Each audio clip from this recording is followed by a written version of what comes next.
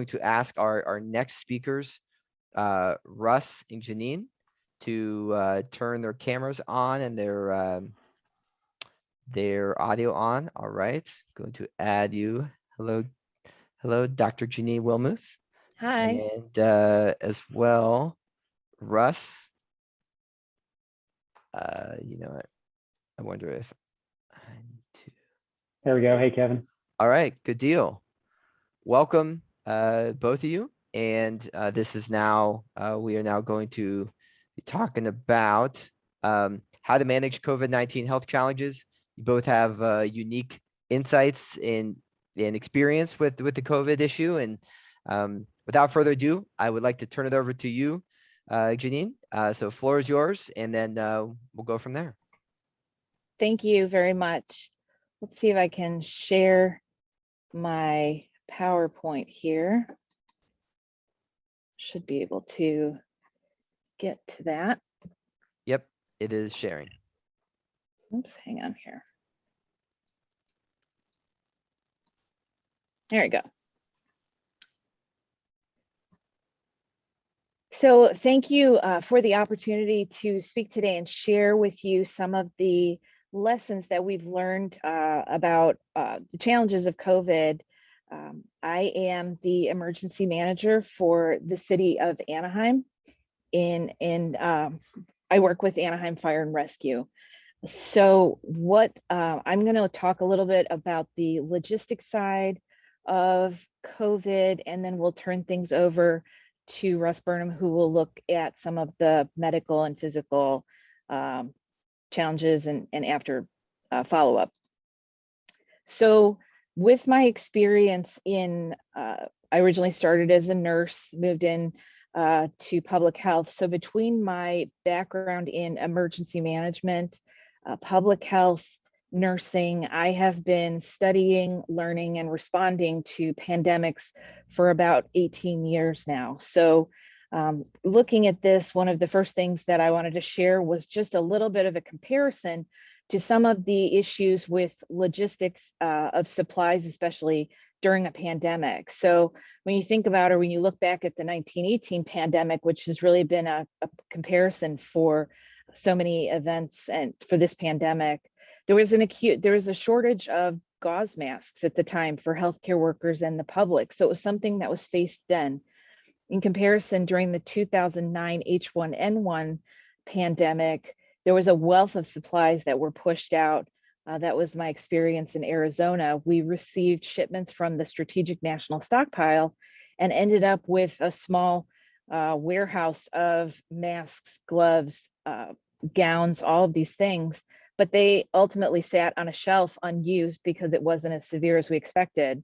So when we move into 2020, we're now facing another acute shortage of PPE in addition to disinfectants, equipment, and oxygen. We never really replaced those supplies that had expired. So I wanted to talk a little bit about the supplies that were necessary for our first responders during the pandemic. Obviously, with as similar to everyone else, in the spring of 2020, we were all competing for the same supplies from the same vendors.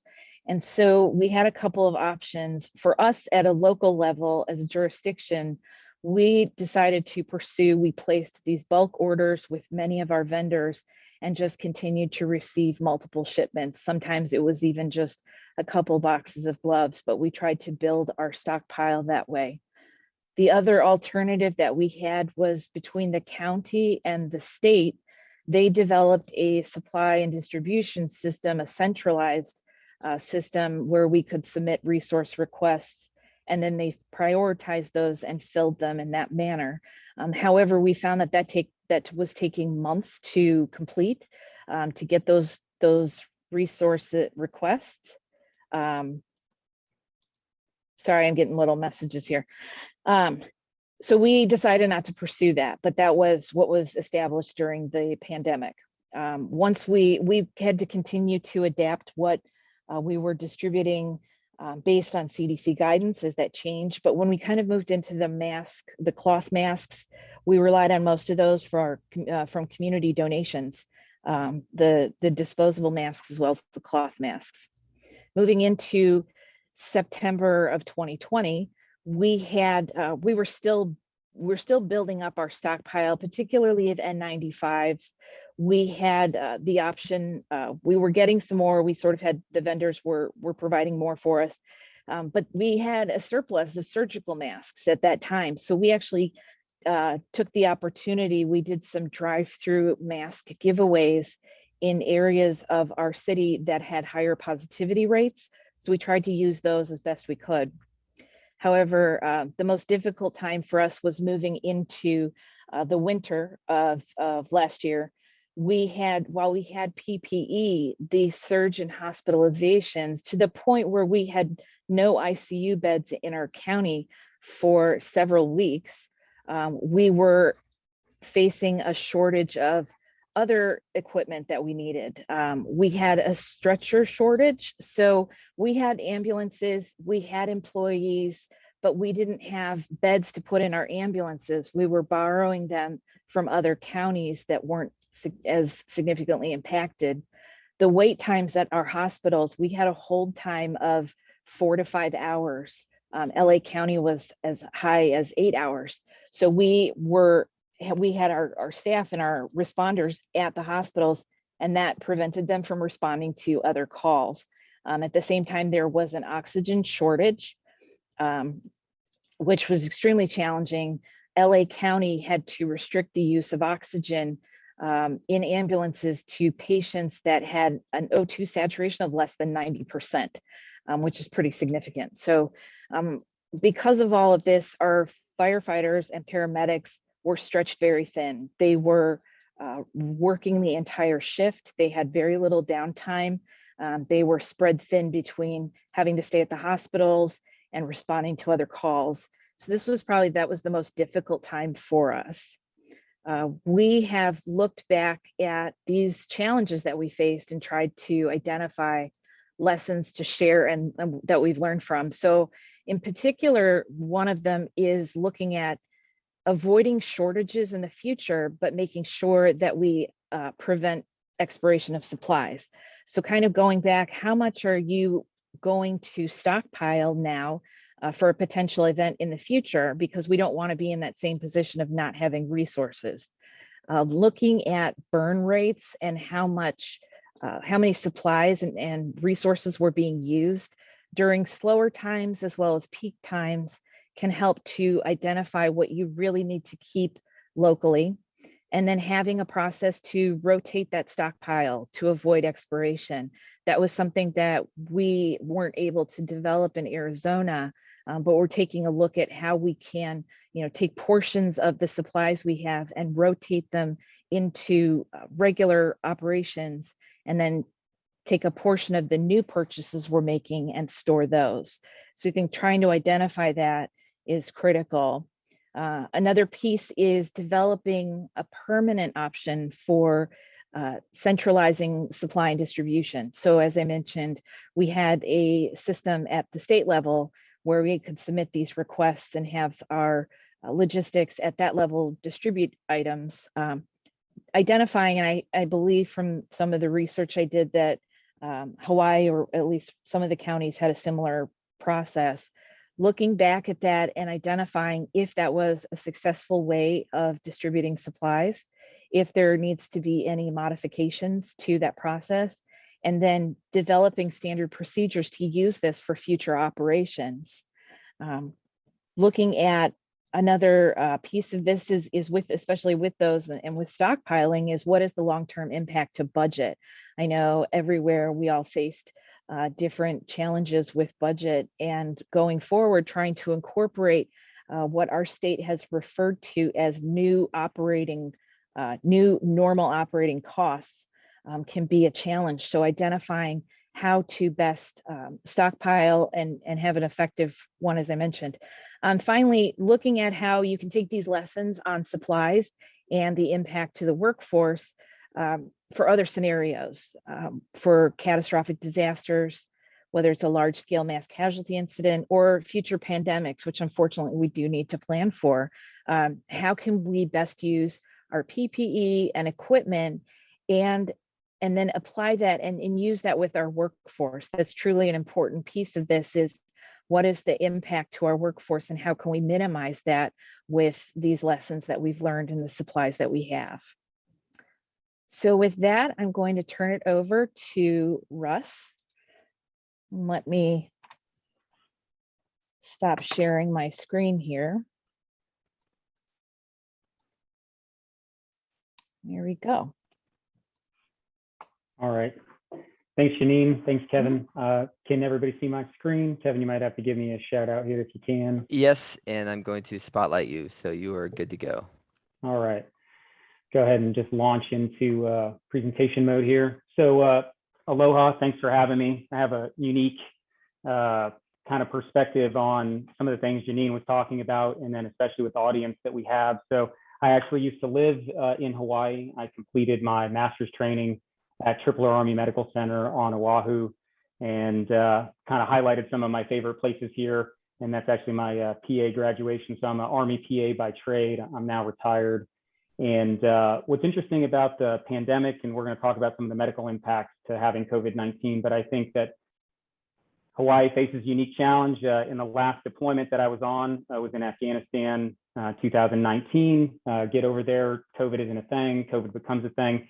And unless you've lived in Hawaii, I don't know that you necessarily appreciate some of the geographical and social constraints that are there that, you know, if you live on the mainland, you wouldn't appreciate. And so we talk about, Jannine was talking about strategic stockpiling, so on and so forth. You know, the thing is, you know, in Afghanistan, it's kind of interesting. We were a bunch of islands of, you know, forward operating bases and major bases. And we could not get between on ground convoys very easily, right? So you had to fly to get supplies, things like that. I did want to highlight that, you know, if a plan is in place, the strategic stockpiling, I'd say that we probably had less difficulty getting PPE and supplies at the beginning of the pandemic, but only because, you know, the Army logistical supply chain, you know, is kind of built to handle these large muscle movements. And so I think that in the setting of COVID, especially in Hawaii, that strategic stockpiling is probably even more important to discuss. Because again, it can even get hard. Sometimes it's hard. I remember we'd have patients coming from Yap, we'd have patients coming from Molokai, like over to see us because there just aren't those resources on those other places. And so it gets just a little more hairy when you have that geographical separation that you guys have there. So with that being said, just kind of wanted to say, hey, kind of know what it's like to live there. Certainly absolutely loved my time in Hawaii. So now what we do is I took kind of the Army knowledge, brought that to public safety. So I'm the team principal for a company called Frontline Mobile Health. Really what we do is we do occupational health screenings, exams for firefighters and police officers. Here in Fort Worth, which is where I am now, the fire chief came and said, hey, we had really good prevention. We didn't have any COVID exposures until, you know, June of 2020 in a 975 person fire department. And then all of a sudden they went from 0 to 300 in 90 days. And the question then became, when are these people good to return to work? Do we even know that they are good to return to work? And then this got into the question of long haul syndrome and so on and so forth. And so we looked around at the time to say, hey, well, what is the criteria to return a firefighter that has come down with COVID to return to work? And so really the only guidelines to go off at that point in time are one set by sports groups. So the American College of Sports Medicine, American College of Cardiology, and really they revolved around return to play guidelines. And nothing, NFPA said nothing, IAFC, nothing, IAFF, nothing. And it's okay, it was just moving so fast that there was hard to kind of do that. So really in collaboration with a bunch of medical providers and more importantly, fire service leaders, we said, hey, all right, so the biggest things that we're concerned with, myocarditis, pericarditis, clotting, pulmonary emboli, and then moving forward. So what you see here is kind of like what we created and what we were putting our firefighters through from a post-COVID standpoint, which is very much different than kind of their annual medical screening exam. And we're going to go through some of our findings here, but essentially we're looking for inflammation of the heart, inflammation of the pericardial sac, difficulty diffusing or processing air in the lungs. Those things greatly affect operational suppression. And then trying to get baseline data and compare it to pre-COVID data. And we'll kind of talk about the importance of that here in a second. So blood tests, other testing that we had there to include chest x-rays, pericardial ultrasounds, and the cardiopulmonary exercise test.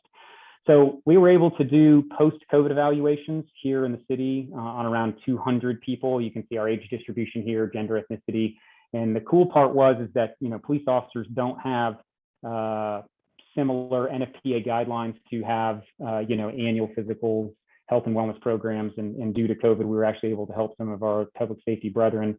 But what I'm going to call out here is the fire department. So out of our kind of 200 patients, this is our demographic breakdown of age, gender, ethnicity on the left. And then we had 91 total participants in the Fort Worth Fire Department.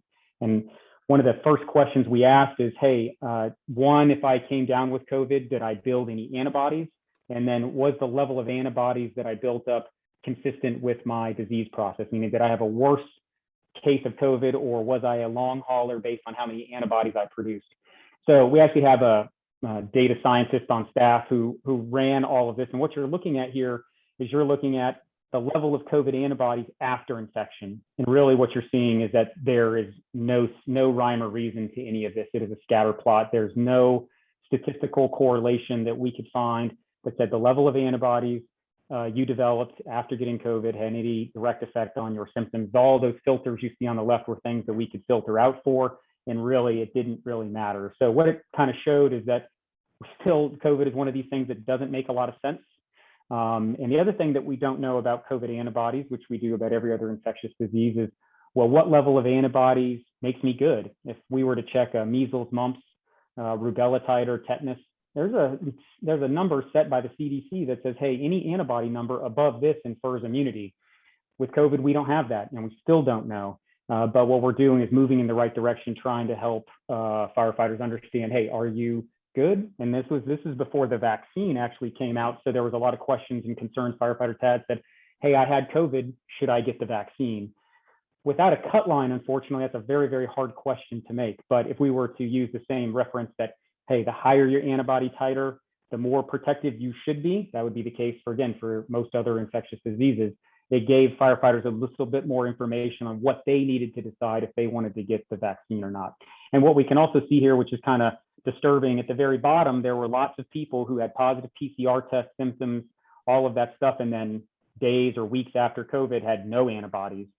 So it means either A, their PCR tests were false positives, which is kind of rare because they were done so frequently, or they were non-responders. Again, another good data point from a medical standpoint of, hey, I had COVID, I'm good, I shouldn't get the vaccine. That's a personal choice here still. And so the question became, hey, you did have COVID, but you have no antibodies to it. So then it was another decision point to give feedback to the firefighter, and so they could make a decision on themselves. But at least they weren't walking around thinking that they had antibodies and were protected when they really weren't. So again, kind of going to what's the greatest risk of developing COVID in the firefighting population, it would be risk of dying of a heart attack or stroke during operational suppression. And so really what we looked at is peak VO2. You could think of this as VO2 max. This is done on a machine called a cardiopulmonary exercise test machine, the same one they do at the NFL Combine, the same one you would find at all the Mayo clinics around the United States. And so what they're showing is that as a sample size, we had 32 people that had a VO2 max of less than 85% of what we would predict for their health. So American College of Sports Medicine states that a normal person walking on the street, not a firefighter, not an occupational or tactical athlete, should have at least a VO2 max of 85% predicted for their gender, age. And so you can kind of see when you see below 70, that's actually really, really significant disease. That's saying that, hey, like we've had some pretty significant reduction in cardiac function after getting COVID.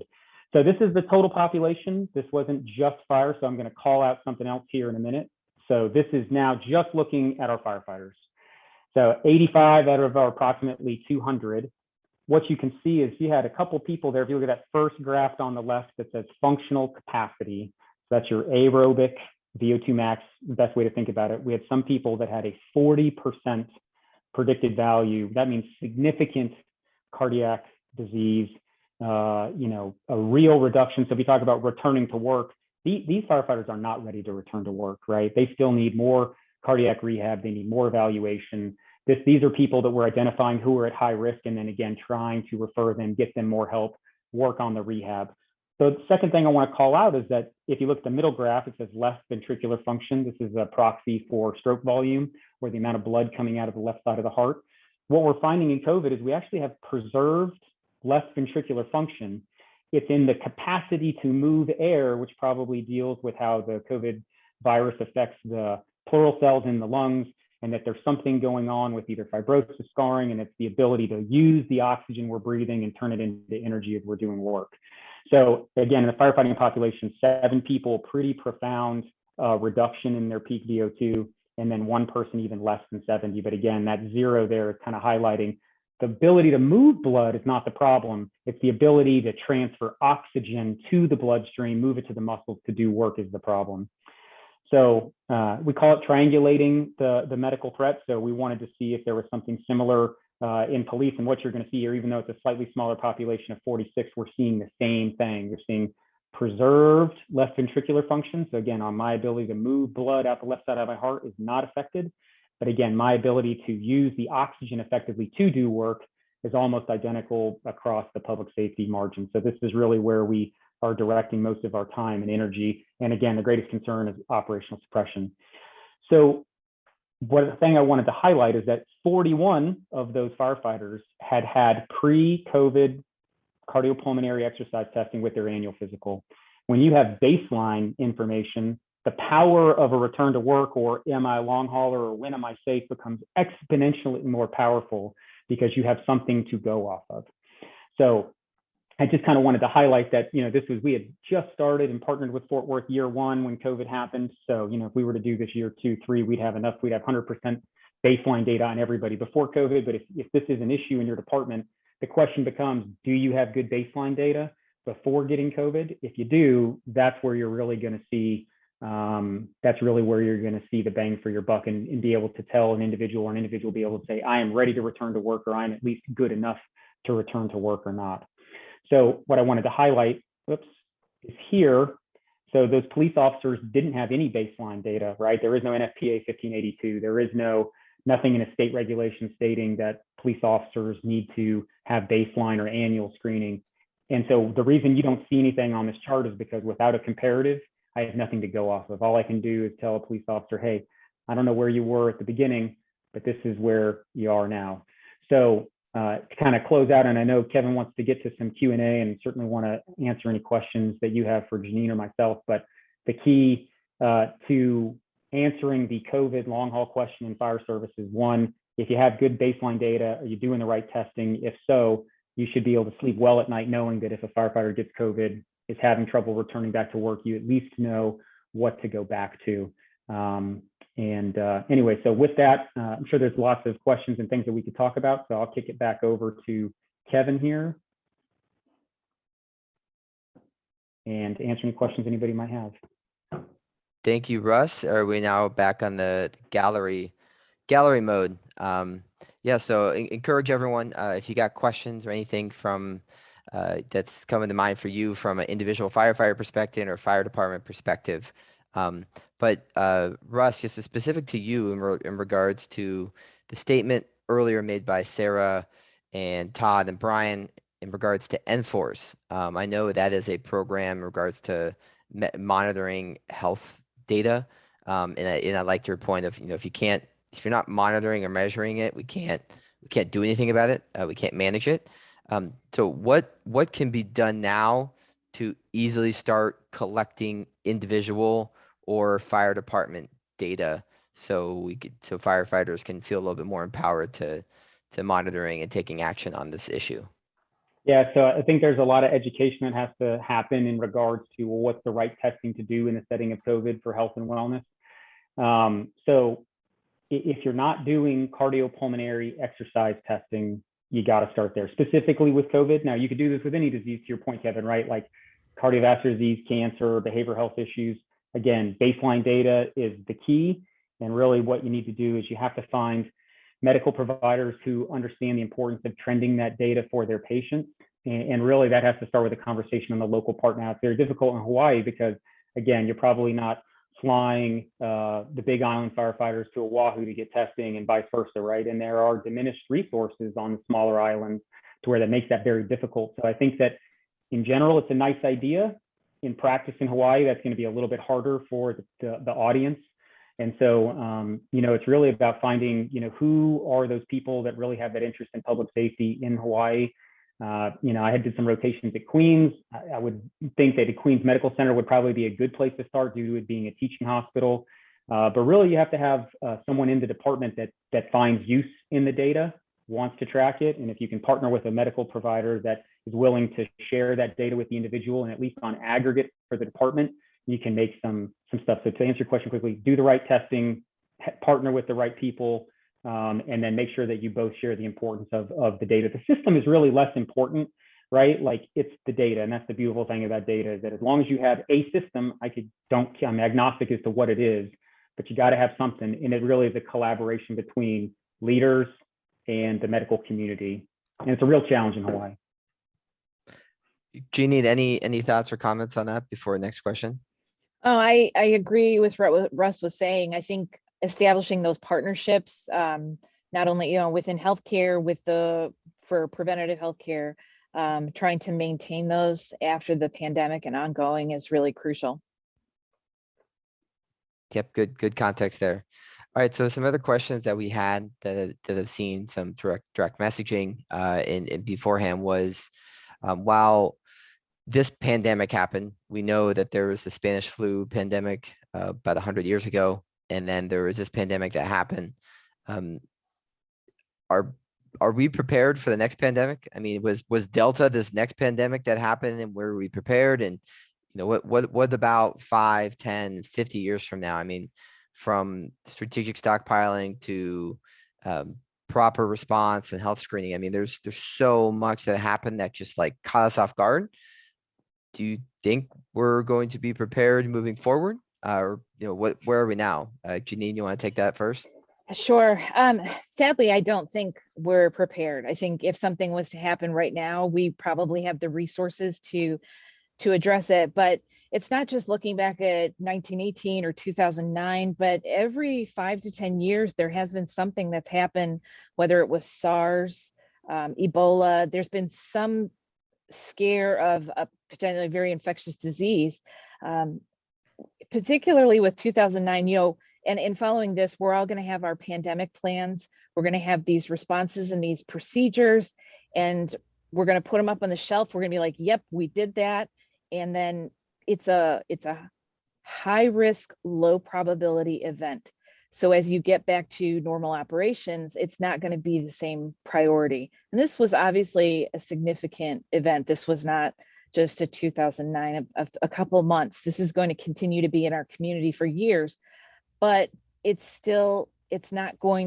don't have the time to incorporate this and continue to train for these events. So I think it is something that's always going to be a challenge. These huge events are difficult to plan for, and so there are folks in public health and emergency management where we advocate for that type of planning and maintaining it. But I think we often see that we are reactive rather than proactive, and so that's a challenge. So we certainly will take as many lessons as we can from this, but I think that will just be a challenge that's always out there. Yep. Russ, any thoughts on that? I think from the medical side, I think that we've learned. So are we prepared? We're probably prepared for COVID. We're still learning about the disease. We're learning more. What we're not prepared for is the next thing. But again, I think it just highlights the sort of, you can't manage what you don't measure. So you got to measure baseline health as frequently as possible, at least annually, in the tactical athlete population. That's the best preparatory thing that you can do. Because again, if it's COVID or something else, if you don't have good baseline data, or you've been getting physicals and you don't have any aggregate data or trending data, you're probably not going to be prepared. So the ability to be prepared is out there. Again, COVID, we're probably more prepared because we're learning more and more about it every day. If it's something else, whatever the next COVID 22 or whatever, we're going to have to kind of start over. But what we can fall back on is if we, again, some of the things Jannine talked about, I kind of can't highlight enough, like strategic stockpiling works, centralized logistical distribution works. The military's been very good at that. Now that's not always a proxy, what can happen in small places and local municipalities, but at least a idea. And I didn't think about this, but there is, again, I was in Afghanistan during the major push of all this, so I'm not sure if there's a way to partner with DoD because again, there's still lots of people that live on bases in Hawaii that their families live on the economy. There's not enough on-base housing for everybody to just stay on base and lock themselves out. So I'm sure there's better DoD partnerships for future pandemics, specifically to Hawaii, for the strategic stockpiling, but that is a big deal. And most PPE is going to be good for most infectious disease. So you kind of, I think it's a 90% solution to be like, hey, if we just take the lessons learned from COVID, stockpile that, at least we'll get a much better starting point the next time it comes around. Thanks for that. All right, so we've got two good questions from the chat and the Q&A. And again, I challenge all of you, ask a question. One from Elijah here is, in regard to COVID and return to work tests for firefighting, is there any data or relation to show that your test can differ significantly if you test before or after 90 days? Yeah, so great question. So the question is what type of test? Is it just the antibody test? Do I get infected and then do I see a correlation to how much antibodies I build up? So maybe the person answering the question can ask specifically, or are we talking about, hey, what's the functional return to work and when can I do that? While we wait for that to come in, let me just share my screen again to kind of show that there's not as much as we would like. So let me just share again, because I'll go back to this slide here. So what you're seeing here on to answer the question, if we're looking strictly at antibodies, no, there's no correlation. It's all over the dang place. So on the y-axis there, that's the level of COVID antibodies. It goes from 0 to 300. That's approximately the greatest what we saw. Elijah said functional test, by the way. Okay, great. So functional tests, really no, where we've seen it is when symptoms subside, so the major symptoms, fever, cough, difficulty breathing, usually we'd say 6 weeks, but once symptoms subside, the longer it goes, we're kind of starting to look at other things, right? We're looking at deconditioning, we're looking at loss of capacity because people aren't working out. So what we had seen is the longer we wait to test after getting COVID or after symptoms subside, people are getting lost. They're waiting to find the answers, and a lot of medical providers don't feel comfortable sending firefighters or police officers back to work because they just don't know. So you kind of have to live in that space. I'd say that we've had people that we've tested, again, 6 weeks after getting COVID and symptoms subside. Some got lost in the system and we don't see them for 9 months. We've seen the same thing at 6 weeks as we see at 9 months. So really the right time to test is, hey, when have the major symptoms? So absence of fever, we're not in the ICU, obviously, things like that. You might not feel 100%, but pretty much once those symptoms subside, it's probably appropriate to do testing, and really it's interval testing. Just, you might not get a clean bill of health the first test out of the chute, but at least you know where you are. And if you have baseline data, you compare to that to say, well, how much have I dropped off? Have I seen a 30% decrease in my functional capacity in 6 weeks? When do you start cardiac rehab? So we're really more of a proponent of testing often and frequently. And the more data we can give our patients, the more anxiety we're reducing, because we're giving them real answers, not just like, well, I really don't know what's going on and you still have symptoms. We can't really predict the symptom parts, meaning like how long do you feel fatigued, you can't catch your breath. That seems to be, again, that is all over the place, much like COVID antibodies. That's all over the place as well. So it's really based on how does the person feel once they feel that they're out of the acute phase of the illness. We'd say about 6 weeks. That's a great time to start retesting. And then we would test pretty much every 6 weeks or as often as we kind of need to kind of trend their progress, as long as we start doing something like cardiac rehab, getting them back on the bike. I don't know if this is off topic, but the one thing that people are getting told is, hey, well, if you don't feel like pushing yourself, don't. I don't know that the data is showing that, because the longer you put yourself on, it's okay if you're not a firefighter, like that's great advice. If you're a computer programmer at Dell, yeah, I mean, you could milk it out as long as you want before you get back in the gym, but firefighters don't have that luxury.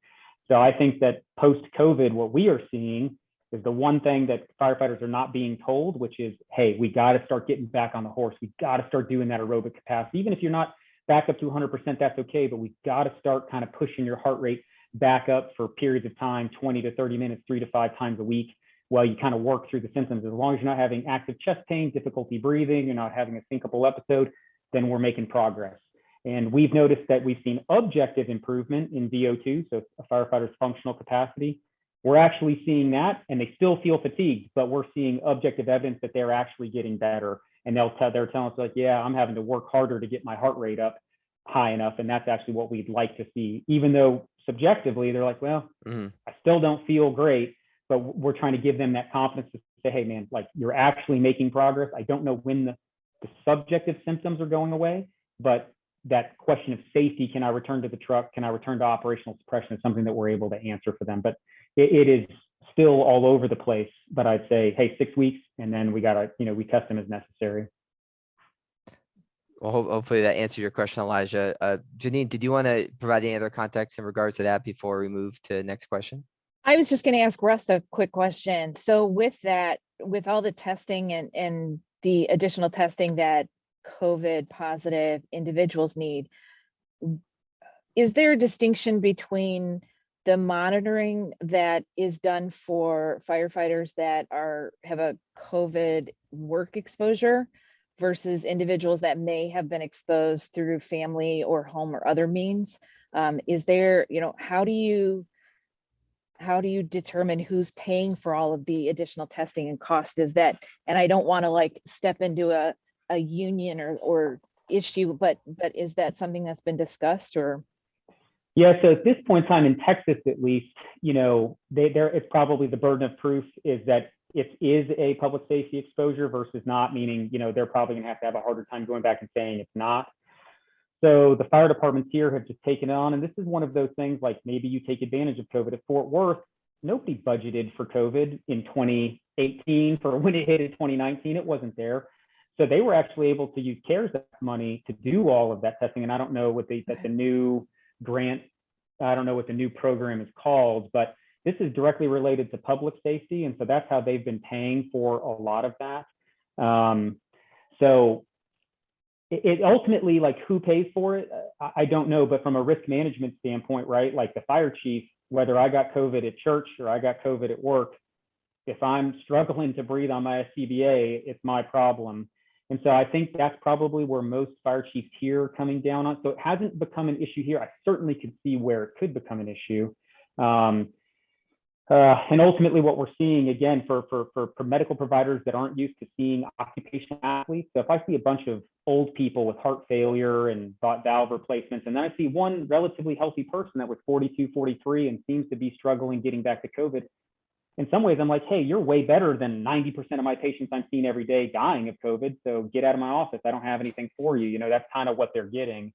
And so I would probably, my advice to a city manager or an EMS is like, hey, like find a medical provider you trust, because ultimately you're underwriting the risk of putting them back on the truck regardless of where they got it.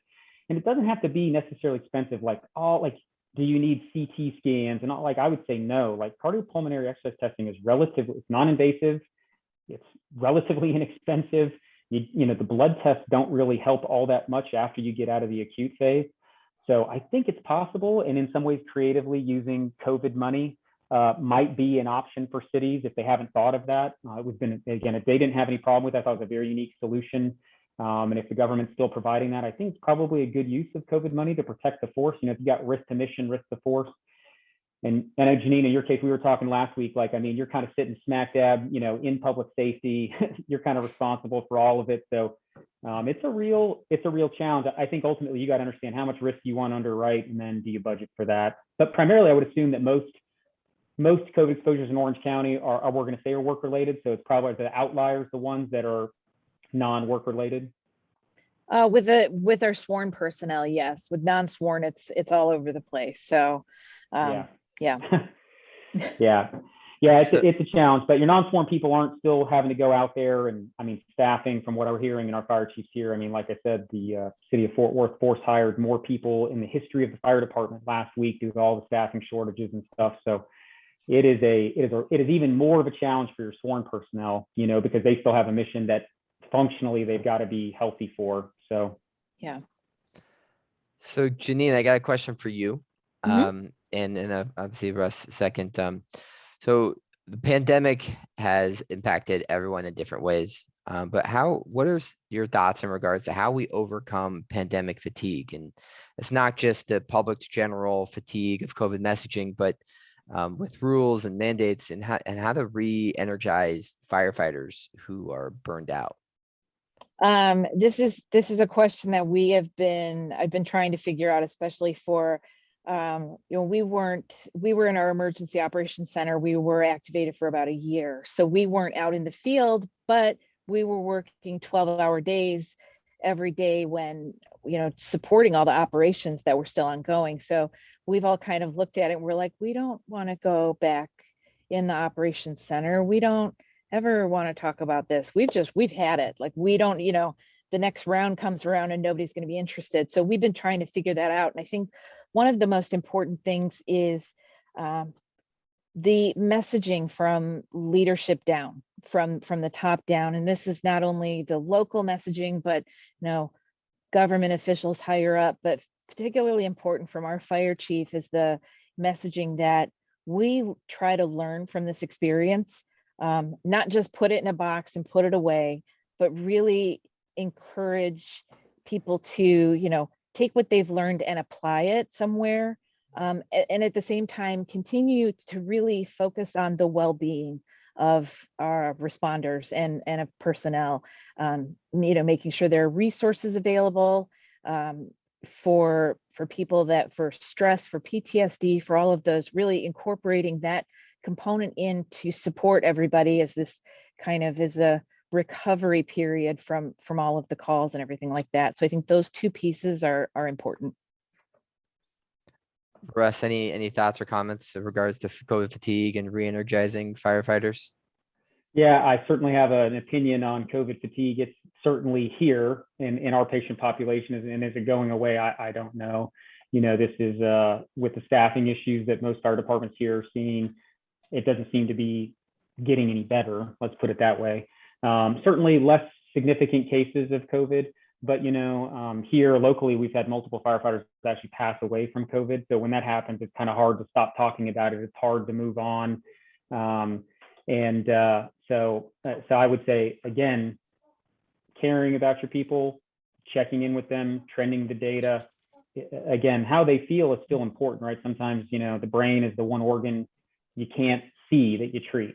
So you got to talk to it. But yeah, and I don't know that COVID fatigue is going away, at least from our foxhole. I don't see it going away. So I think, again, it's one of those things that we're going to have to kind of continually keep working through. And in the medical community, obviously, it's still forefront. So I certainly feel it myself. But it's one of the things we got to just kind of make our peace with and keep going, because at this point in time, unfortunately, I don't see it going away. Ball keeps bouncing, whether you like it or not. It's part of our life. I put Jannine and Russ's LinkedIn in the chat for everyone, so definitely make sure to connect there. Got another chat from the Q&A. Thank you for asking. And again, people, ask questions. Conrad, your question is an air cleaner, either HEPA or DIY cleaner with AC filter, an appropriate tool for additional mitigation for indoor areas such as conference rooms or other gathering rooms? To Jannine first, maybe, or Russ? Yeah. I guess the best thing I can relate it to is we've actually had these discussions about our shelters recently. So I would say yes, but I may not be able to get into all of the specifics about it, but that has been a concern for our enclosed spaces. Does that mean we're going to go through and try to rebuild everything, or, have to assign or buy a lot of supplies to replace things? No. We would most likely to defer to our risk manager on that final decision. But I do know that this has become a point that we're looking at with our shelters and to try to provide the safest environment. So I would say it's definitely something that is possible, but can't confirm. So it's a little vague, but. No, all good. Russ, any thoughts or comments in regards to that? Yeah, I wish I did. That definitely falls outside of my swim lane. So Jannine was probably more right on, and I think that she's talking about the financial implications of that too. So my thing is, for meeting spaces and things like that, it's good, but the problem is we all leave and we all come back, and so that's the part that we always struggled with. And even when I was over in Afghanistan, what sort of risk mitigation did you do? And as long as nobody left, you could really do those things would really make an effort.